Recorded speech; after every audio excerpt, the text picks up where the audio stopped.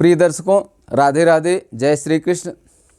मैं सुदर्शनाचार्य संदीप त्रिपाठी आपके अपने YouTube चैनल एस्ट्रो राधे गुरु में आप सबका हार्दिक स्वागत एवं अभिनंदन करता हूं। दर्शकों, पिछले कई वीडियो में मैंने धन योग की चर्चा किया कि कुंडली में धन योग कब होता है और कब नहीं होता है। धनेश या धन भाव शुभ ग्रहों से दृष्टि युक्त हो तो धन का योग होता है। धन भाव पर शुभ ग्रहों की दृष्टि हो, शुभ ग्रह बैठे हों धन भाव में, तब धन का योग होता है। धन भाव पर पाप ग्रहों की दृष्टि हो, धनेश 6, 8, 12 भाव में बैठा हो तो धनहीन योग होता है, दरिद्र योग होता है। या फिर धनेश केंद्र या त्रिकोण में बैठा हो, शुभ ग्रहों से युक्त दृष्ट हो, पाप ग्रहों की उस पर दृष्टि न हो तो निश्चित रूप से जातक धनवान होता है। दर्शकों, इसी कड़ी में आज हम एक नए विषय पर चर्चा करेंगे। धन भाव पर ही एक नए सूत्र पर चर्चा करेंगे। आचार्य सीताराम झा कृत बृहद पाराशर होरा शास्त्र में महर्षि पाराशर जी अपने शिष्य मैत्रेय मुनि से कहते हैं, बृहद पाराशर होरा शास्त्र के 14वें अध्याय धन भाव फलाध्याय के 5वें श्लोक में महर्षि पाराशर जी मैत्रेय मुनि से कहते हैं कि धनेश केंद्र में हो व गुरु शुक्र से युक्त दृष्ट हो तो पूर्ण धन लाभ होता है। धनेश केंद्र में हो, पहली शर्त क्या है कि धनेश केंद्र में हो। मान लीजिए वृष लग्न की कुंडली है, वृष, मिथुन, कर्क, सिंह, कन्या, तुला, वृश्चिक, धनु, मकर, कुंभ, मीन और मेष, ये 12 राशियां स्थापित हो गई। लग्न कौन सी है? वृष लग्न। वृष लग्न की कुंडली है। अब धनेश केंद्र में हो, धनेश यहाँ कौन होगा? धन भाव में मिथुन राशि है तो मिथुन का स्वामी बुध होता है। बुध केंद्र में हो, कहीं भी केंद्र में बैठा हो, लग्न में बैठा हो बुध, या चतुर्थ भाव में बुध बैठा हो, या फिर सप्तम भाव में बुध बैठा हो, या 10म भाव में बुध बैठा हो, धनेश केंद्र में हो, वह गुरु शुक्र से युक्त दृष्ट हो। धनेश केंद्र में हो वह गुरु शुक्र से युक्त दृष्ट हो तो पूर्ण धन लाभ होता है। दर्शकों, धनेश केंद्र में हो तो धन लाभ होता है, पूर्ण धन लाभ होता है। लेकिन इतना ही पर्याप्त नहीं है। धनेश केंद्र में हो, उस पर गुरु और शुक्र की पूर्ण दृष्टि हो, गुरु शुक्र से युक्त दृष्ट हो। मान लीजिए धनेश बुध लग्न में बैठा हुआ है और यहाँ पर कौन बैठा है? लग्नेश शुक्र भी साथ में बैठा हुआ है। लग्नेश शुक्र और धनेश बुध लग्न में बैठे हुए हैं और इस पर बृहस्पति की पूर्ण दृष्टि पड़ रही है। बृहस्पति की पूर्ण दृष्टि कब पड़ेगी लग्न पर? या तो बृहस्पति 5म भाव में हो, 5म भाव में बृहस्पति होगा तो अपनी 9वीं दृष्टि से देखेगा लग्न को। 1, 2, 3, 4, 5, 6, 7, 8, 9। बृहस्पति अगर 5म भाव में बैठ जाए तो बृहस्पति की पूर्ण दृष्टि बुध और शुक्र पर, लग्नस्थ बुध और शुक्र पर बृहस्पति की पूर्ण दृष्टि पड़ेगी। तो धनेश केंद्र में हो, गुरु शुक्र से युक्त दृष्ट हो, गुरु से दृष्ट है और शुक्र युत है। युत का मतलब साथ में बैठा हो, युति हो उसके साथ में। तो बुध की, धनेश की बुध शुक्र के साथ युति है और बृहस्पति से दृष्ट है। युत किससे है? युत है शुक्र से, धनेश बुध, और दृष्ट किससे है? बृहस्पति से दृष्ट है। तो धनेश केंद्र में हो व गुरु शुक्र से युक्त दृष्ट हो तो पूर्ण धन लाभ होता है।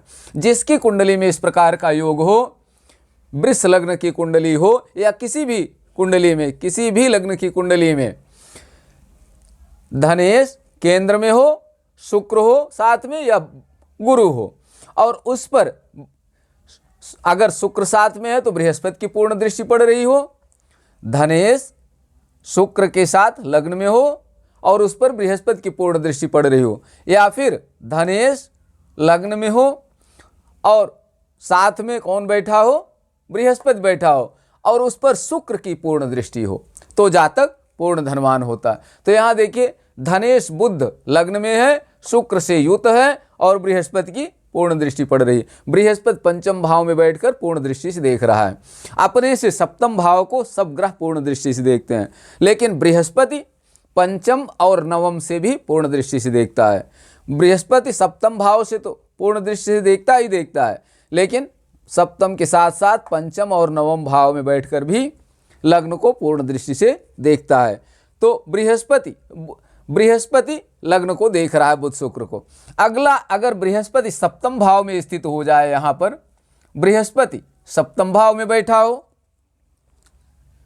बृहस्पति सप्तम भाव में बैठा हो, लग्न में शुक्र और बुध हो, द्वितीय या धनेश बुध लग्न में शुक्र के साथ बैठा हो और उस पर सप्तमस्थ बृहस्पति की पूर्ण दृष्टि हो। सप्तमस्थ किसे कहेंगे? जिस स्थान में जो ग्रह बैठता है उसे सप्तमस्थ कहे। जैसा सप्तम भाव में बृहस्पति बैठा है तो बृहस्पति क्या है? सप्तमस्थ है। बृहस्पति पंचम भाव में बैठा है तो क्या होगा? बृहस्पति पंचमस्थ है। इस तरह से बोलते हैं। तो बृहस्पति अगर सप्तम भाव में है और उसकी पूर्ण दृष्टि लग्न पर पड़ रही है बुध शुक्र पर, धनेश बुध और लग्नेश शुक्र पर पड़ रही है बृहस्पति की पूर्ण दृष्टि, तो निश्चित रूप से जातक धनवान होता है। अब अगला क्या है कि यदि बृहस्पति नवम भाव में बैठे तब भी पूर्ण दृष्टि से देखेगा। मान लीजिए कि बृहस्पति यहां बैठा हुआ है, बृहस्पति नवम भाव में, तो बृहस्पति की पंचम पूर्ण दृष्टि लग्न पर पड़ेगी।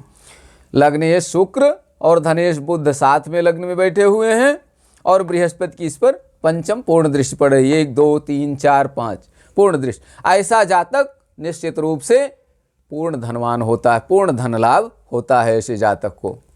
दर्शकों, ये वृष लग्न की कुंडली है।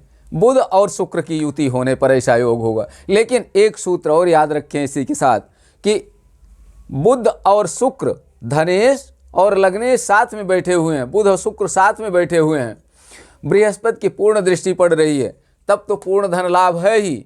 लेकिन अगर पाप ग्रहों की दृष्टि पड़ रही हो शुक्र पर, 1 2 3 पाप ग्रहों, जितने पाप ग्रहों की दृष्टि पड़ेगी उतने उसमें कमी हो जाएगी, उस पूर्ण धन लाभ में उतने की कमी हो जाएगी। बृहस्पति की पूर्ण दृष्टि पड़ रही है तो अच्छी बात है, धन लाभ है। लेकिन अगर पापक ग्रहों की दृष्टि पड़ रही है बुध शुक्र पर, लग्नेश शुक्र और धनेश बुध पर पाप ग्रहों की दृष्टि पड़ रही, एक या एक से अधिक पाप ग्रहों की, तो उस धन लाभ में कमी हो जाएगी। जो पूर्ण धन लाभ है उसमें न्यूनता अवश्य हो जाएगी, इसमें कोई दो राय नहीं। अब हम वृष लग्न की कुंडली में ही देखते हैं। अगर धनेश के साथ में बृहस्पति बैठा हो, धनेश के साथ में बृहस्पति बैठ जाए तो क्या पोजीशन होगी? वृष लग्न की ही कुंडली है और यहाँ देखिए धनेश भी बुध है, लेकिन शुक्र की जगह यहाँ कौन बैठ जाए? बृहस्पति बैठ जाए, बृहस्पति की युति हो जाए धनेश के साथ में और शुक्र की पूर्ण दृष्टि इस पर पड़ रही हो। इस पर किसकी पूर्ण दृष्टि पड़ रही हो? शुक्र की पूर्ण दृष्टि पड़ रही हो। तो शुक्र तो केवल सप्तम भाव को, अपने से सप्तम भाव को शुक्र पूर्ण दृष्टि से देखता है। तो शुक्र कहाँ होगा? शुक्र अपनी पूर्ण दृष्टि देने के लिए सप्तम भाव में बैठेगा। यदि शुक्र सप्तम भाव में होगा तभी पूर्ण दृष्टि बृहस्पति और बुध पर उस पर पड़ेगी। तो दर्शकों यहाँ देखो, लग्नेश शुक्र सप्तम भाव में बैठा हुआ है। अब यहाँ लग्न में कौन सी राशि है? वृष राशि। वृष का स्वामी कौन होता है? शुक्र होता है। शुक्र सप्तम भाव में बैठा हुआ है और लग्न को पूर्ण दृष्टि से देख रहा है, अपने भाव को भी पूर्ण दृष्टि से शुक्र देख रहा है। और बृहस्पति कहाँ का स्वामी है? बृहस्पति अष्टमेश और एकादशेश है, लाभेश है। लाभेश लग्न में बैठा हुआ है। पिछले सूत्र में यहाँ पे पढ़ चुके हैं कि धनेश लग्न में हो या केंद्र में हो या त्रिकोण में हो या फिर लाभेश केंद्र या त्रिकोण के किसी भाव में बैठा हो तो धन लाभ होता है जातक। तो लाभेश यहाँ केंद्र में बैठा हुआ है तो धन का लाभ होगा। ये बात अलग है कि अष्टमेश भी है तो धन की कमी करेगा, कुछ न कुछ उसमें न्यूनता करेगा।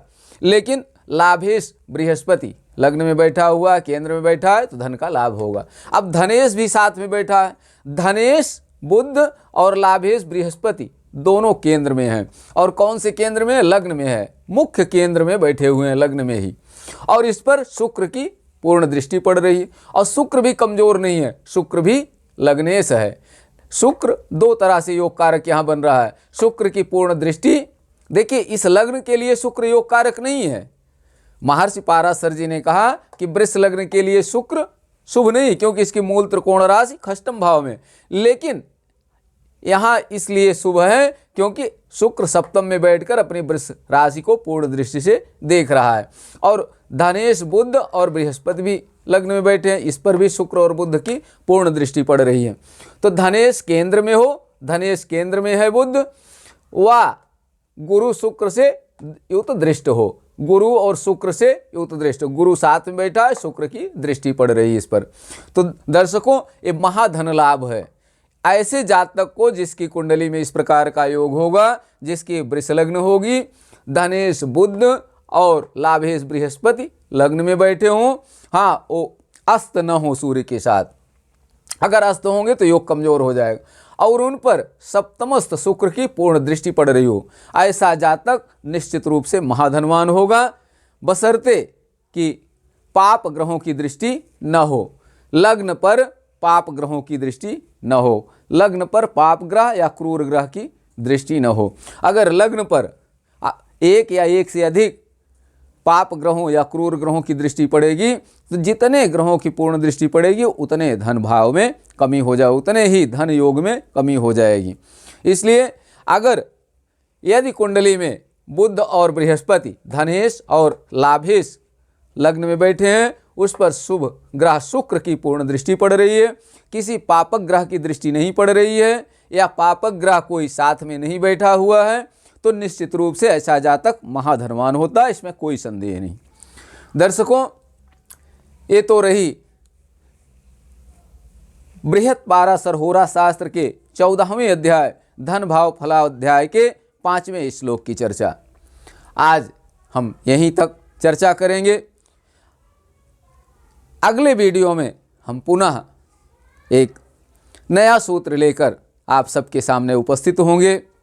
आप सब वीडियो को पूरा देखने की कोशिश करें, बार बार देखें, एक बार में समझ नहीं आ, दो बार देखें, दोबारा समझें, थोड़ी समझ बढ़ेगी, तिबारा देखें और समझ में आएगा, चौथी बार निश्चित रूप से बात समझ में आने लगेगी। और अगर इतने पर भी समझ में नहीं आता तो कमेंट बॉक्स में अपने विचार अवश्य लिखें, हम आपकी समस्या का समाधान करने की कोशिश करेंगे। अगले वीडियो में उस चीज़ को समझाने का प्रयास करेंगे।